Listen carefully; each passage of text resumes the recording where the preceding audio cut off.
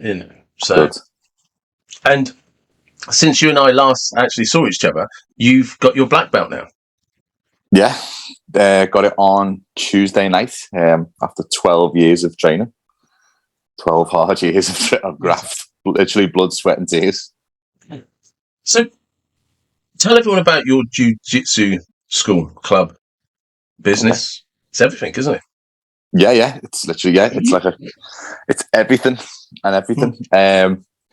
So we opened up, it's called ASW Liverpool. But we're actually based in Skelmersdale, which is outside of the city. Because originally our premises that we were going to get was in like sort of like the city boundaries of Liverpool. But then when we were about to sign for it, the landlord basically went, "Oh, I'll probably be closing the building down in a year." So it was like, "Oh, are you there with the pens?" Like, yeah, okay, we'll leave that. But we've already like made the company name and had all like the sort of artwork done.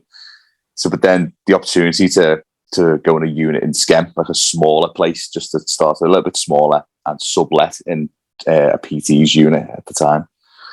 But then we were open for maybe 2-3 months, and then literally the world collapsed, didn't it, in 2020?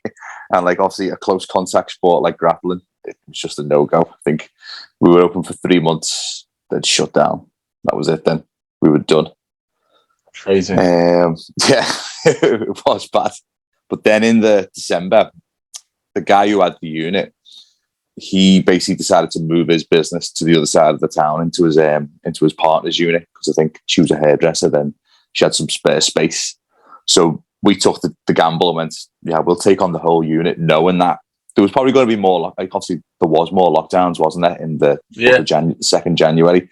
But we knew then we'd be entitled to every single grant that came along, because like our premises, it wasn't ours. We didn't have the lease for it. We were just subletting. We were entitled to nothing that first year, which is rightly so, which is fair enough. But the guy who had the unit, still tough, he got all the... Oh, it was bad, yeah. But luckily, fortunately, it wasn't our full-time jobs. It's still not our full-time job. So, and there was a lot of kindness from all the members. Like the majority of them that we had all paid their membership. So what we did, we just banked that money. We just left it there. And then when the unit became ours, all that money then was used to fully kit out the whole unit then. So we've got obviously the big mat space, the big grappling space, and we've got a full sort of strength and conditioning area as well now. So, and that's all like just down to like the people carrying on their membership and all the grants that came from the January till, I think it was like January to April. Yeah, we've got our last one in the April of 2021. So everything that we got given from the government. So really COVID was like a little blessing in disguise really for us. On the fly. Yeah, that's good. So you said it was 12 years getting to your black belt. So where were you and what were you doing before you started? So before I started jiu-jitsu, I was in my 20s. I was Thai boxing. So obviously knees, elbows, getting kicked in the head. I had 9 fights overall with that. So basically I averaged like 1 fight a year, I think. I just like going out a little bit too much. that was it. I think I was the shoulda, woulda, coulda guy in Thai boxing. There's a lot of there's a lot of stories about talented. It could be anything: rugby, football, boxers, any sports. That there's always a story of a guy who was more talented but couldn't be asked to clean live. Yeah. So, well, I only got into sort of Thai boxing because I think I only planned to have 1 fight. That was it. Like I thought, I'll just have one because it's a scary thing to do. And none of my friends were into it. It all stemmed from just watching Jean-Claude Van Damme films when I was a kid. Like kickboxing, double impact. Bloodsport. And Bloodsport, yeah. All them when I was a kid. So I think that was my first introduction to Van Damme was Bloodsport. And I was hooked on him. I was hooked on him then. Fantastic though. So then subconsciously I think it was always like there to what you need to do it once. Yeah. And then it just carried on from there. But then it just carried on training all the time. At the time in my 20s, I was working in a gym, so my shift patterns weren't great for getting to class. I was always fit, always ready, but then there was always that little bit because I wasn't training as much as I probably should have done. I just didn't have it. I didn't have that sort of like killer instinct. I think overall I won 3, drew 1, and lost the rest. So 9 in total. So then comes to like near the end of my 20s, it's like, so what? Do you want to be getting punched in the face in your 30s? Because you've had a few late nights when you've been growing up and all that. And then I didn't want to become like, where you think, will it affect me later on in life carrying this on? So, but luckily at the time, the gym that I was training at, there was like a day class that got started, so it's like an MMA and a grappling class. And you poke your head in and think, well, what are they doing in there? And then, do you mind for joining? And I went, yeah, that's fine. But he said, will you help us out first, Kev? Will you just do there's a guy, I always remember his name, an MMA fighter from Liverpool called Mick Bowman. He had a fight coming up and he said, right, Kev, what we want you to do, you'll just do striking with him and Mick will take you down. He said, he won't hit you on the floor. You'll be fine. I went, okay, yeah, that's fine. I thought, it's not taking me down. One of them, you think, you don't know what you don't know, do you? And then I was getting suplexed in the air and everything. So that was like my introduction to grappling. I got humbled. I don't think I punched or kicked him once. He just took me down at will over and over again. And it was at that point where you think, you know what, this is it now. This is like the new direction that I'm going to. So at the time, like the guy who's now my coach, who's been my coach over 12 years, he just arrived back from Spain and he was offering private lessons. So it was on a flyer. This is like 12 years ago, how the world's changed then. Like a little flyer in the gym. And I called it. Like who makes phone calls now as well? For people that don't know what a flyer is how we used to talk. It's how we used to tell each other we had a business. Yeah. And then like that thing of calling it. You're okay, mate. This is like a strange thing now. It's just like an instant message, isn't it? That's how you get around it. You say it like that, people, you would look for a flyer and then you'd ring the mobile number on the flyer. And it's just like, I'm phoning up I've got your flyer and I'm phoning up about such and such. And the flyer was clearly made on like Microsoft Paint. It wasn't like a nice, slick poster that people get made now from a little graphic designer or off Fiverr. No, the only people that had Microsoft Paint. Yeah, the only people that did slick printing back then was the Chinese and Indian menus, and they were pushed through your letterbox. Yeah, they were always shiny and glossy. You knew it was a homemade business, like you said, when it's like, you've done this on Word, haven't you, mate? Yeah, and all like the graphics. Guillotined it by hand. Yeah, I think he just like a pair of scissors back then. So that's where it led me to then. And literally been at it ever since. 12 years of getting squashed, giving squashings out, cut noses, cauliflower ears. I've been through it all, competing around Europe, competing around the country. And here I am now, 12 years later.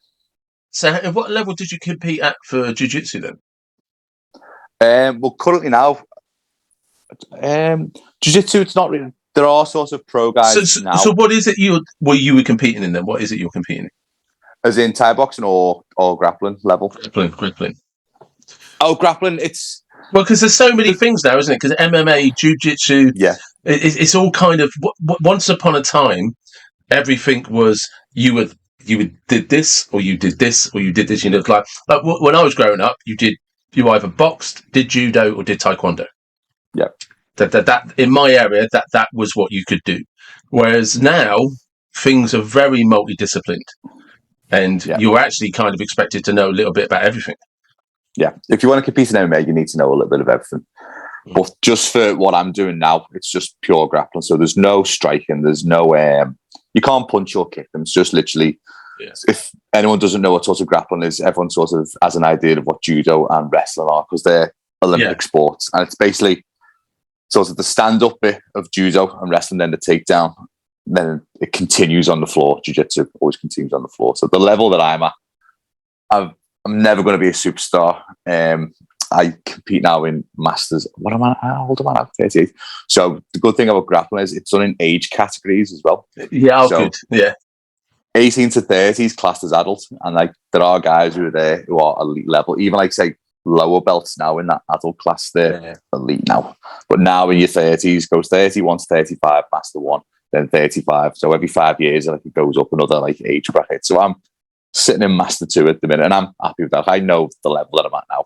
Probably say I'm at a good level for my age and my weight. That's it. Yeah. But in terms of like superstardom or like that elite or pro level, I'm not there. But put me with a Master 2 guy or a Master 1, and I'll be all right. It's difficult, I was saying, because people don't understand. It's like, I don't have a great martial arts background by any stretch of the imagination. When I was a kid, my dad was in the army, and I spent 2 years in Cyprus from 1980 to 82. I learnt judo, and of course, it was my first introduction to judo, and it was taught by a military police officer. So imagine 1960s, 1970s military police officer and the sort of scrapes he gets into. But he actually also is a black belt in judo and qualified to teach judo. And he's in Cyprus, he opens up his judo school, gets all these kids in, and he is literally teaching us how to street fight. Because he was teaching us how to strike, and that's not a judo thing. But he used to teach us to spar blindfolded. He would get you, he'd blindfold you on the mats, two of you, obviously, and he would spin you around so you're dizzy, and then let you find each other. Do you know what I mean? And that's how we learned to fight. So roll that on 2 years. I go to England. I come back to England, sign up for the local judo school, and I'm like, oh, this is going to be great, you know. But they're blindfold like, on. No. I used an elbow on somebody. You know what I mean? Somebody grabbed something like that, and I dropped an elbow into his, and they went absolutely nuts at me, and I never went back because So it seems like your coach, he was teaching probably early MMA before MMA was a thing. Then he was blending striking and grappling together. He was a military policeman, so he was used to grappling squaddies who were drunk and arresting them. That's how he knew judo. You know, I mean, he was a legit judo guy, but he was just like, you need to know how to fight because he had spent his entire. He had probably at this point had done 15 years, maybe 18 years as an RMP, and he was a sergeant as well. So he'd spent 15 to 18 years fighting drunk soldiers so he could arrest them. What a job! Yeah, you know what I mean? And to be fair, he hadn't lost his look, so he was obviously quite handy. So he taught us what he thought we needed to know. And like I think about it now, and you know, why would you teach kids to fight blindfolded? Because he was all into you've got to be able to feel them, grab them, trip them, hold. You know, it was really intense stuff. But of course, when you come back to England, come back to the UK, and you go to an affiliated judo school, and suddenly you're kind of street fighting, and you know the judo moves, but there's other things you've been taught to do. They just went nuts, and I just couldn't cope with that, and I never went back. And then a couple of times over the years, I've got to boxing gyms and done a lot of sparring, but I've never competed or anything. But I've never lost that love for kind of boxing and grappling, and people don't understand. You'll probably understand this really well, that the thing about when you go to all of these gyms, doesn't matter what it is, you've basically got lots of people training to become as fit as they can to get a kicking. Yeah. Basically a room full of murderers or trained killers, literally. Yeah, literally that. And they're really fit. And all they do, and there's this very strange mentality that can be hard to understand sometimes, is they're really only interested in training with somebody they can't beat, because otherwise they can't get any better. Yeah. So, and you try to explain that to people, they just don't get it. They just don't get it.